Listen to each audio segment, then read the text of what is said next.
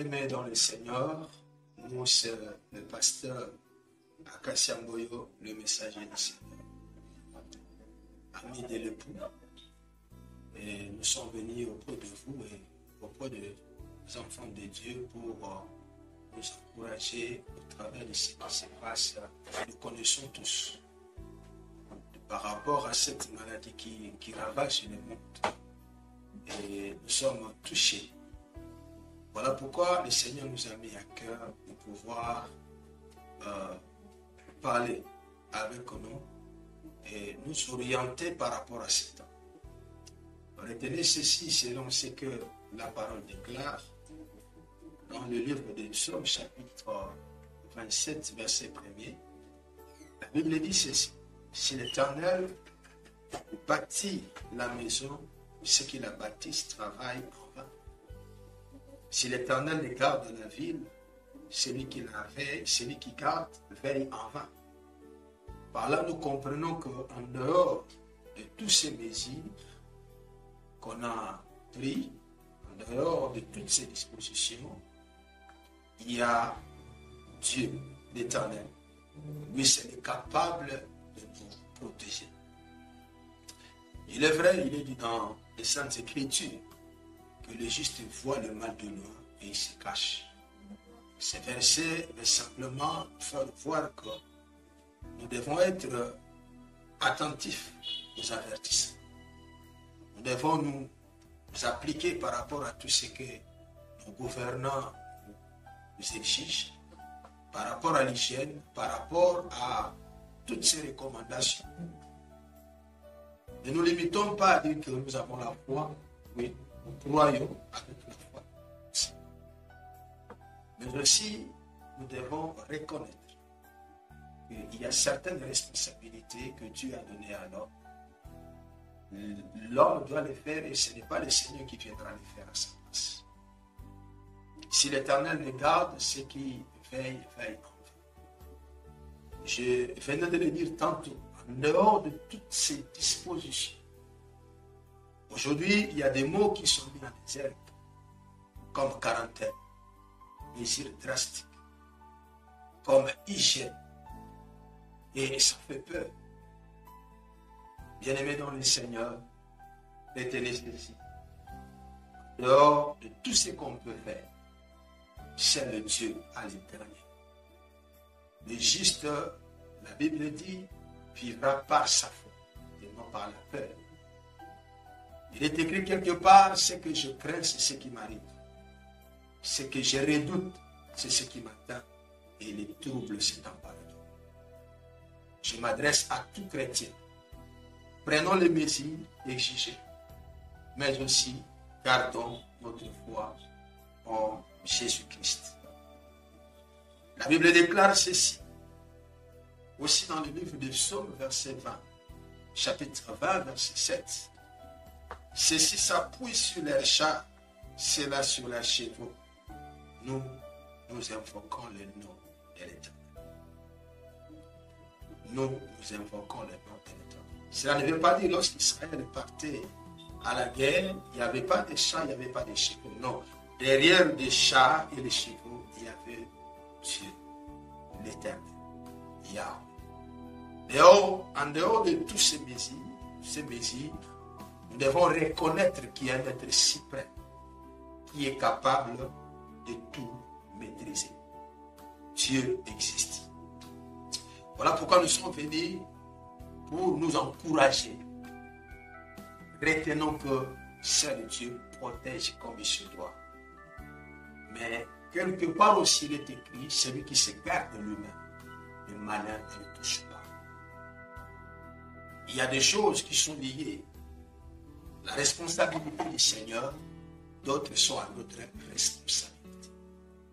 Et le Seigneur veut nous dire de bannir la peur, de vivre dans la paix. C'est le Seigneur qui peut nous protéger comme il se doit. Nous apprenons même qu'il y a des personnes qui ont beaucoup de moyens et sont parties par cette pandémie. Nous croyons à la grâce. Nous croyons à la bonté de Dieu. Nous croyons à la puissance de Jésus qui s'est protégé mieux que les hommes. Alors, je vais nous donner par la grâce de Dieu quelques recommandations pendant ce temps. La première recommandation, nous devons avoir confiance à Dieu. La Bible dit, ceux qui se confient à l'Éternel renouvellent leur force. La Bible dit encore, ceux qui se confient à l'Éternel sont comme la montagne de Sion. Il est chanceux. Confie-toi à Dieu, quelles que soient les situations. Il existe, il est réel. La deuxième recommandation, c'est l'hygiène qu'on nous exige. Je ne vais pas m'attarder sur ça, parce qu'il y a des experts qui parlent par rapport à ça. La dernière recommandation que je vais donner ici aux enfants de Dieu, c'est de maintenir l'onction, être toujours roi. Et là, je donne le passage de Genèse chapitre 8, verset 11. La Bible dit ceci, la colombe revint en lui sur le soir, et voici, une feuille d'olivier arrachée était dans son bec. Noé connut ainsi que les eaux avaient diminué sur la terre. Il y a une vérité cachée ici, c'était lors du déluge. Noé devait sortir de l'arche. Il avait envoyé les corbeaux. Les corbeaux n'avaient rien signalé. La colombe était partie, il revient. Après, c'est toujours encore parti, il revient. Mais après, quand il est revenu pour la dernière fois, la colombe était venue avec une feuille d'olivier arrachée était dans son bec. Nous savons, les feuilles d'olivier prouvent par là que l'arbre qu'on appelle olivier n'était pas mort. Ce n'était pas un arbre qui était censé évoluer sous l'eau, parce qu'il y a des arbres aquatiques, mais l'olivier n'est pas un arbre aquatique. Nécessairement, l'olivier devait mourir pendant ce temps-là, devait mourir et prendre fin. Mais regarde ce mystère, la colombe revint avec une feuille d'olivier pour dire que l'arbre olivier avait résisté malgré l'inondation. Ceci pour nous dire que la colombe qui est le symbole de l'esprit, les branches d'olivier, le symbole de l'onction. En ce temps où nous sommes, nous encourageons aux enfants de Dieu de vivre sous l'onction. C'est ça la vie Zoé. Et tu verras, 1000 tomberont à ton côté, 10 000 à ta droite, tu ne seras jamais atteint. Je prie dans le nom de Jésus, conformément aux saintes écritures, que par la foi, nous ferons des exploits. Que toi, tu sois protégé, ta famille sous la protection divine, et que la main du Tout-Puissant soit à l'œuvre en ces moments. Que le Seigneur vous bénisse, que le Seigneur vous garde.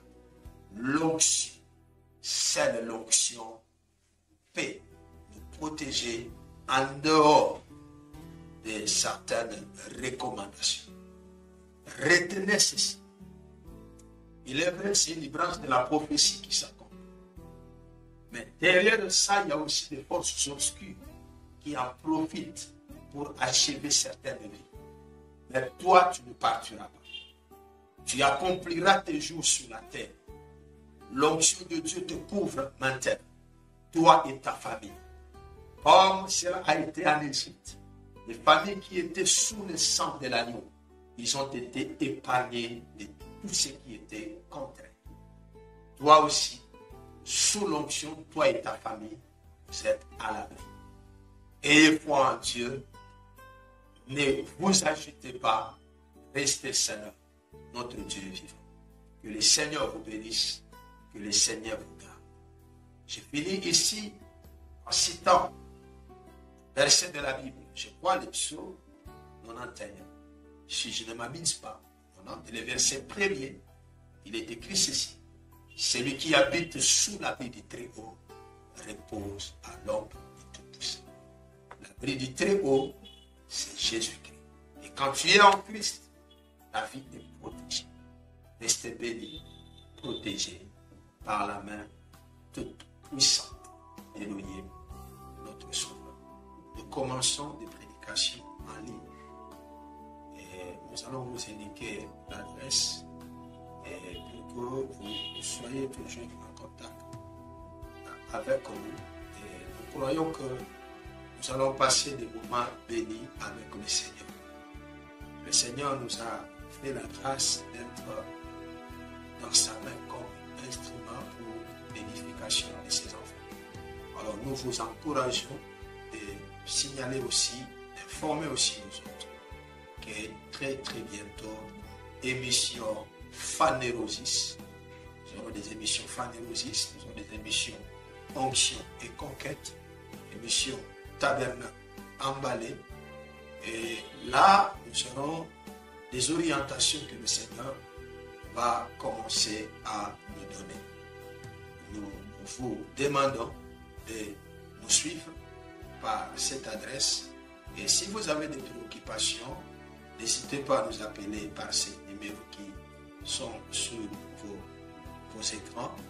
Et s'il y a des requêtes, nous sommes disposés à vous écouter, à prier pour vous et avec vous. Soyez branchés, restez attachés dans notre chaîne Apnic TV et nous allons expérimenter ensemble la grâce de Dieu.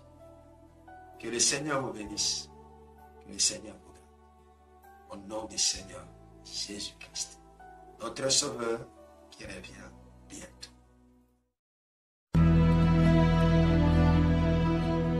I enter the home